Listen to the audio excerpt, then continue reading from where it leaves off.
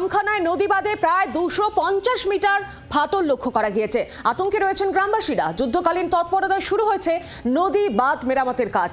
বাঁধের ভাঙা অংশ দিয়ে রাতেই জোয়ারে জল ঢুকে প্লাবনের আশঙ্কা সেখানকার গ্রামবাসীদের। ক্ষতিগ্রস্ত জায়গায় দ্রুত মেরামতের কাজে নেমে পড়েন স্থানীয় বাসিন্দারা খোদ, এবং আপাতত পলিথিন চাপা দিয়ে বাঁধ ঘিরে রাখার চেষ্টা চলছে। সেই ছবি দেখতে পাচ্ছেন, নামখানার নদী বাঁধে বড়সড় ফাটলের ছবি তুলে ধরেছি আপনাদের সামনে, এবং প্লাবনের আশঙ্কা করা হচ্ছে। স্বাভাবিকভাবেই রাতের ঘুম উড়েছে গ্রামবাসীদের। 250 মিটার ফাটল লক্ষ্য করা গিয়েছে এই নদী বাঁধে।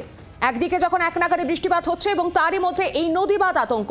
আরো বিস্তারিত জানাবেন, সরাসরি রয়েছেন প্রতিনিধি নকিব উদ্দিন গাজী। নকিব, 250 মিটার ফাটল লক্ষ্য করা গিয়েছে, স্বাভাবিকভাবে আতঙ্কে রয়েছেন গ্রামবাসীরা, কি জানা যাচ্ছে?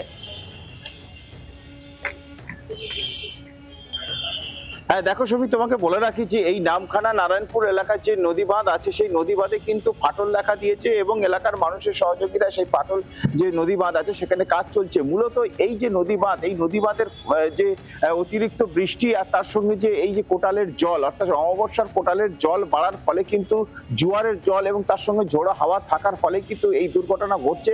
এবং তারা ইতিমধ্যেই কিন্তু গ্রামের মানুষ এবং প্রশাসনের পক্ষ থেকে এই বাঁধের কাজ শুরু হয়েছে, এবং সেই বাঁধ যাতে নোনা জল এলাকায় না ঢুকতে পারে সে ব্যাপারে তারা কাজ করছে বলে এমনটাই জানা যাচ্ছে। তবে এই এলাকার মানুষের তাদের দাবি স্থায়ী বাঁধ হোক, স্থায়ী বাঁধ না হলে এভাবে প্রতিটি বিপর্যয়, প্রাকৃতিক বিপর্যয় এভাবে তাদের বাঁধ ভাঙতে থাকে, এবং বাঁধ ভাঙলেই তাদের কিন্তু নোনা জল ঢুকে এলাকায় প্লাবন হয়, এবং প্লাবনের ফলে কিন্তু নোনা জলে যেমন চাষের জমি নষ্ট হয়, পাশাপাশি তেমন পুকুরের মাছও নষ্ট হয়, ফলে কিন্তু জমি অনেকটাই চলে যায় এই নদী গর্ভে। ফলে এই নারায়ণপুর এলাকার মানুষ যেমন আতঙ্কে আছে, এবং তার সঙ্গে যে বাঁধের যে ফাটল তার সঙ্গে এই একই যে প্রাকৃতিক বিপর্যয়ের ফলে তাদেরকে এইভাবে আতঙ্কে দিন কাটাতে হচ্ছে। অন্যদিকে কিন্তু প্রশাসনের পক্ষ থেকে গঙ্গাসাগর বকখালিতে মাইকিং করা হচ্ছে যে একদমই ধন্যবাদ তোমাকে নকিব। স্বাভাবিকভাবে সেখানে আতঙ্কের পরিবেশ এবং মাইকিং করে সতর্ক করা হচ্ছে গ্রামবাসীদের।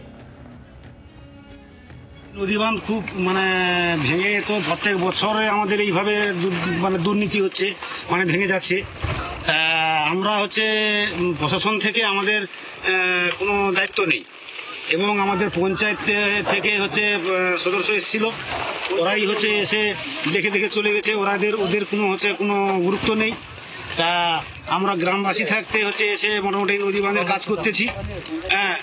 তারপরে আমরা এই রাত্রে করে ছেলেপুলে নিয়ে আমরা খুব আশঙ্কার মাধ্যমে আছি যে কোনো মুহূর্তে আমাদের বাঁধ ভেঙে যেতে পারে। বাংলার আওয়াজ, বাঙালির আবেগ, জি 24 ঘন্টা।